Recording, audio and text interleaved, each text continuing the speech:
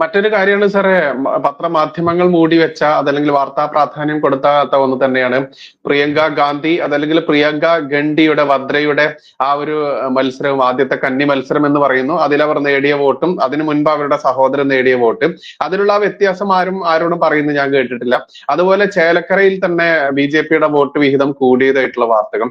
ഇത് രണ്ടും കൂടെ കമ്പയർ ചെയ്ത് പ്രേക്ഷകരോട് സംസാരിക്കുകയാണെങ്കിൽ എങ്ങനെയാണ് നമ്മുടെ ആ ഒരു വോട്ട് വിഹിതം കൂടിയതുമായി ബന്ധപ്പെട്ട് പറയുന്നത്? ഇപ്പൊ ചേലക്കര എന്ന് പറയുന്ന മണ്ഡലം പരമ്പരാഗതമായിട്ട് CPM-ന്റെ മണ്ഡലമാണ്. ആ CPM-ന്റെ മണ്ഡലം ഏറ്റവും പിന്നോക്കാവസ്ഥയിൽ കിടക്കുന്ന 614ഓളം കോളനികൾ ഉള്ള സ്ഥലമാണ്.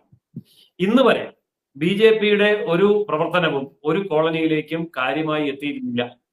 പക്ഷെ ഇത്തവണ വളരെ സിസ്റ്റമാറ്റിക് ആയിട്ടുള്ള പ്രവർത്തനം, തൃശൂർ മോഡൽ പ്രവർത്തനം അവിടെ നടത്താൻ സാധിച്ചത് കൊണ്ടും തൃശൂർ വിജയത്തിൽ എത്തിച്ച പ്രവർത്തകരുടെയും പ്രാദേശിക നേതാക്കന്മാരുടെയും നല്ല സാന്നിധ്യത്തോടു കൂടി വളരെ പ്ലാൻഡ് ആയിട്ടുള്ള പ്രവർത്തനം നടത്തിയപ്പോൾ അവിടുത്തെ 100-ലധികം കോളനികളിലേക്ക് കടന്നു ചെന്ന് അവിടെ ഉള്ളവരുടെ വോട്ട് സമാഹരിക്കാൻ BJP-ക്ക് കഴിഞ്ഞു എന്നുള്ളത് ഒന്നാമത്തെ കാര്യം. 2, തിരുവില്ലാമല പഞ്ചായത്തിന്റെ വൈസ് പ്രസിഡന്റ് ആയിരുന്ന K. ബാലകൃഷ്ണൻ എന്ന് പറയുന്ന സ്ഥാനാർത്ഥി സുപരിചിതനും രാഷ്ട്രീയമായും പ്രാദേശികമായും വളരെ ബന്ധങ്ങളുള്ള നല്ല ഒരു സ്ഥാനാർത്ഥിയെ ലോക്കലായിട്ട് തന്നെ കണ്ടെത്താൻ കഴിഞ്ഞു എന്നുള്ളത് രണ്ടാമത്തെ കാര്യം.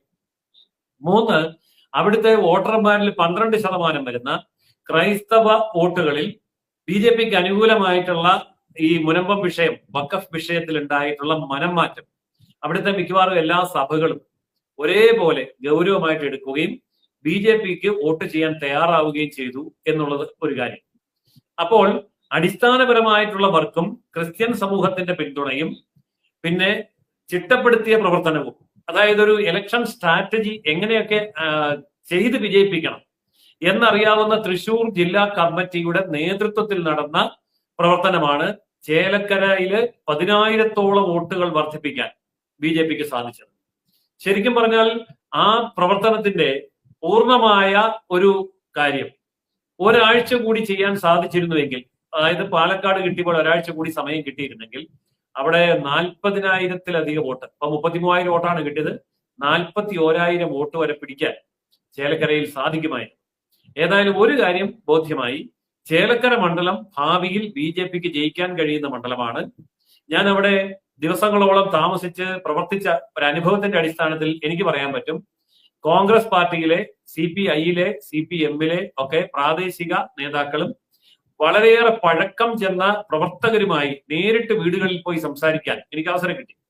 അപ്പോൾ അവരൊക്കെ പറഞ്ഞു, തീർച്ചയായിട്ടും ഞങ്ങളുടെയൊക്കെ മനസ്സ് BJP ആഗ്രഹിക്കുന്നു, ഇവിടുത്തെ രാഷ്ട്രീയ അന്തരീക്ഷത്തിൽ ഒരു മാറ്റം വരുമ്പോൾ ഞങ്ങളൊക്കെ BJP-യിലേക്ക് വരും, ഇപ്പോൾ ഞങ്ങളുടെ വോട്ട് BJP-ക്ക് ഉണ്ട്. പക്ഷെ ഞാൻ വിശ്വസിച്ചില്ല അവർ പറഞ്ഞത്. പക്ഷേ വോട്ട് വന്നപ്പോ 33,000 വോട്ട് കിട്ടി എന്ന് പറയുമ്പോൾ എനിക്ക് അവർ പറഞ്ഞ കാര്യങ്ങൾ സത്യമാണ് എന്ന് മനസ്സിലായി.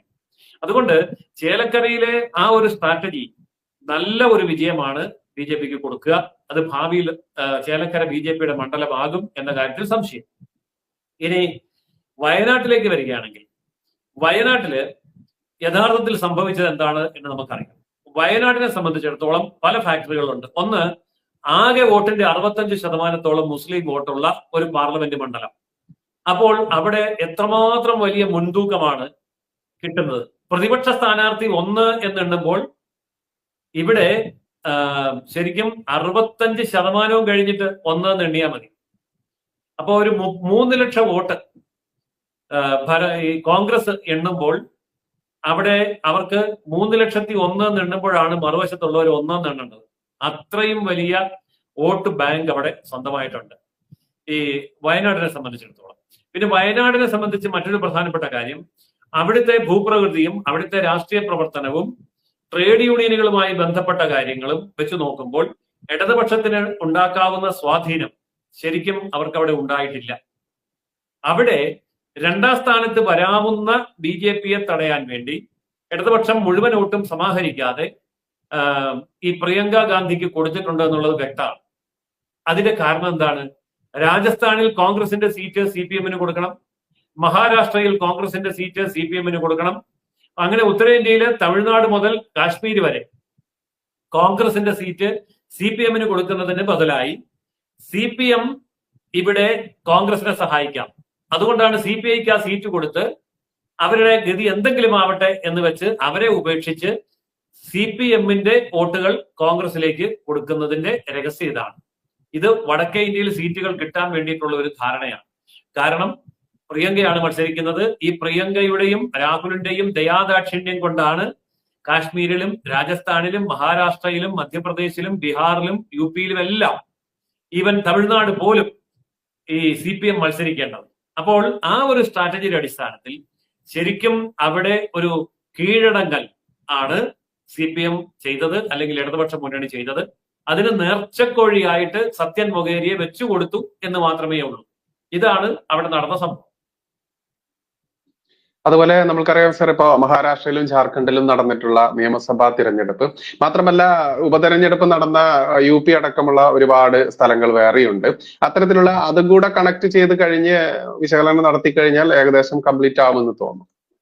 യെസ്, നമുക്ക് ജാർഖണ്ഡിലേക്ക് ആദ്യം പോകാം. ജാർഖണ്ഡിൽ സോറൻ ജയിലിൽ കിടക്കുന്ന അവസരത്തിൽ നടത്തിയ തെരഞ്ഞെടുപ്പ് തീർച്ചയായിട്ടും BJP ജയിച്ചേക്കും, NDA അധികാരത്തിൽ വരും എന്നാണ് എല്ലാവരും പ്രതീക്ഷിച്ചത്. എന്നാൽ ജാർഖണ്ഡിൽ സംഭവിച്ചത് എന്താണ്? വളരെയേറെ പഠിക്കേണ്ട ഒരു വലിയ വിഷയമാണ് അത്. ജാർഖണ്ഡിൽ സോറൻ അടക്കമുള്ള ആൾക്കാർ അധികാരത്തിൽ നിലനിർത്തുകയും അവിടെ ഭരണമാറ്റം ഉണ്ടായി BJPയിലേക്ക് അധികാരം പോകാതിരിക്കുകയും ചെയ്യേണ്ടത് ഈ ആദിവാസി മേഖലകളിൽ മതപരിവർത്തനം ചെയ്യപ്പെട്ട ക്രൈസ്തവ വിഭാഗങ്ങളുടെ പൊതുവായ ലക്ഷ്യമായി മാറി. അപ്പോൾ അവർ ചെയ്തത് ഗോത്രവർഗ ആദിവാസി വിഭാഗങ്ങളുടെ ഇടയിൽ കൃത്യമായ ഒരു പൊളിറ്റിക്കൽ പോളറൈസേഷന് വേണ്ടി ക്രിസ്ത്യൻ നീക്കം ഉണ്ടായി എന്നുള്ളതാണ് ആരും ചർച്ച ചെയ്യപ്പെടാത്ത ഒരു വിഷയം. ഒരു ക്രൈസ്തവ അട്ടിമറിയാണ് ജാർഖണ്ഡിൽ സംഭവിച്ചിരിക്കുന്നത്. ദീർഘകാല അടിസ്ഥാനത്തിൽ ഇതൊരു രാഷ്ട്രീയ പാർട്ടിക്കും ഗുണം ചെയ്യുന്ന കാര്യമല്ല. എന്നാൽ ഇതിൽ നിന്ന് BJP പാഠം പഠിക്കേണ്ടതായിട്ട് ഉണ്ട്. കാരണം ആദിവാസിയാണ്, ഗോത്രവർഗമാണ്, ഭാരതീയരാണ്. അതുകൊണ്ട് അവർ ആ ഭാരതീയ പാരമ്പര്യം ഉയർത്തിപ്പിടിച്ചുകൊണ്ട് BJP വോട്ട് ചെയ്തുകൊള്ളും.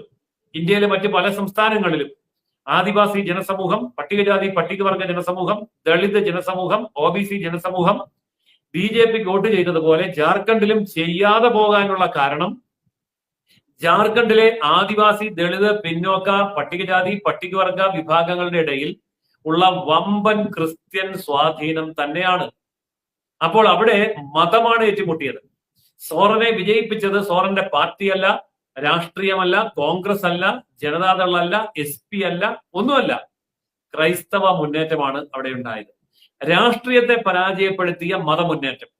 അതായത് പാലക്കാട് ഇസ്ലാമിക ശക്തികൾ എങ്ങനെ ഒന്നിച്ചു നിന്നോ അതുപോലെ ജാർഖണ്ഡിൽ ക്രൈസ്തവ ശക്തികൾ ഒന്നിച്ചു നിന്നുകൊണ്ട് BJP അധികാരത്തിൽ വരാതിരിക്കാനുള്ള നീക്കത്തിന് കോൺഗ്രസിനോട് സഹകരിച്ച് നടത്തിയ തികച്ചും വർഗീയമായിട്ടുള്ള ഒരു നീക്കത്തിന്റെ വിജയമാണ് ജാർഖണ്ഡിൽ കണ്ടത്. ഇത് BJPയെ മാത്രമല്ല അപായത്തിൽപ്പെടുത്താൻ പോകുന്നത്, ഇത് ഭാവിയിൽ കോൺഗ്രസ് അടക്കമുള്ള എല്ലാ പ്രതിപക്ഷ പാർട്ടികൾക്കും, SP ആണെങ്കിലും BSP ആണെങ്കിലും മറ്റു പാർട്ടികൾക്കും എല്ലാം ഇത് വലിയ വിനയായിരിക്കും.